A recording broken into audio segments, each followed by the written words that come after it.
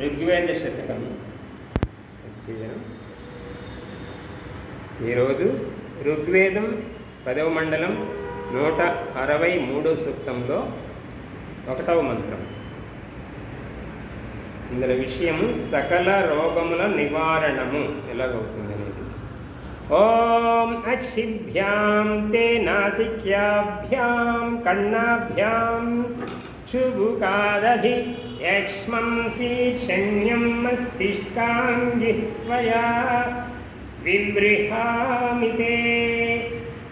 ఇందులో పదార్థము వైద్యుడు రోగితో ఇలా అంటున్నాడు, ఓ రోగి, ఓ రోగగ్రస్తుడా, తే నీ యొక్క అక్షిభ్యాం నేత్రముల నుండి యక్ష్మం రోగమును అధి విగ్రహామి దూరమునొత్తును.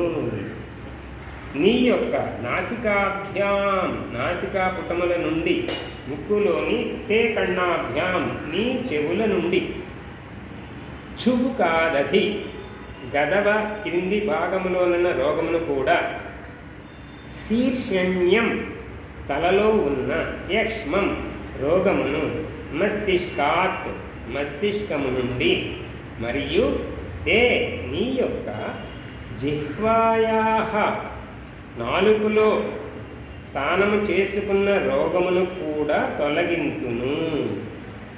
ఇది వేదంలోని ప్రతి పదము యొక్క అర్థం తెలుసుకున్నాం. ఇప్పుడు భావార్థము. ఓ రోగి, వైద్యుడినైన నేను నీ నేత్ర నాసిక కర్ణ చూపుక మస్తిష్క జిహ్వాదులలో స్థావరము చేసుకున్న రోగములను నిర్మూలించేదను. ఇది భావార్థం. అంటే వేదంలో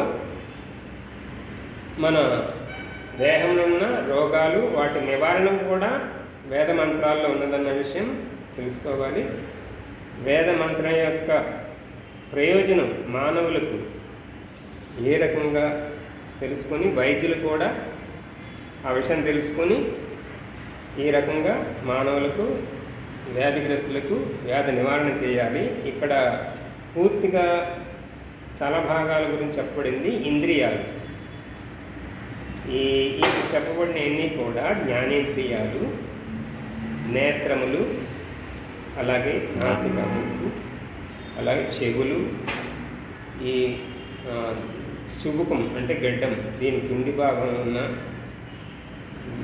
విషయాలు, అలాగే తలలో శేషం తలలో ఉన్నాయి, మస్తిష్కంలో ఉన్నటువంటి రోగాలన్నింటినీ, అలాగే నాలుకలో ఉన్నటువంటి రోగాలు. ఇక్కడ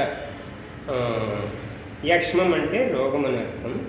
అయితే వీటిలో ఉన్న రోగాల నిర్మూలన జరగాలంటే వాటి గురించి తెలుసుకొని వాటిని మనం నిర్మూలించుకొని ఆరోగ్యవంతులు కావాలనేది ఈ యొక్క వేదమంత్రం యొక్క